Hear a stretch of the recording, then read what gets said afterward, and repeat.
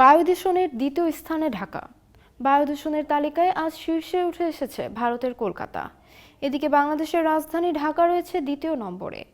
শনিবার 11 জানুয়ারি সকাল 8টায় 26 মিনিটে বায়ুর মান পর্যবেক্ষণকারী সংস্থা এয়ার কোয়ালিটি ইন্ডেক্সের সূচক থেকে জানা গেছে এসব তথ্য।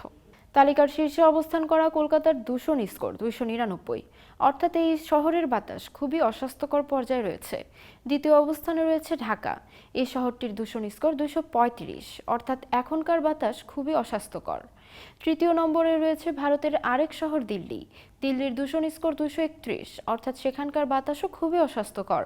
চতুর্থ নম্বরে রয়েছে ভারতের মুম্বাই। এর স্কোর 0 থেকে 50-এর মধ্যে থাকলে বায়ুর মান ভালো হয় বলে বিবেচিত হয়। 51 থেকে 100 হলে মাঝারি বা সহনীয় ধরা হয় বায়ুর মান। সংবেদনশীল গোষ্ঠীর জন্য অস্বাস্থ্যকর হিসেবে বিবেচিত হয় 101 থেকে 150 স্কোর। 151 থেকে 200 পর্যন্ত অস্বাস্থ্যকর হিসেবে বিবেচিত হয়। স্কোর 201 থেকে 300 হলে খুবই অস্বাস্থ্যকর বলে বিবেচনা করা হয়। এছাড়া 301-এর বেশি হলে তা দুর্যোগপূর্ণ বলে বিবেচিত হয়।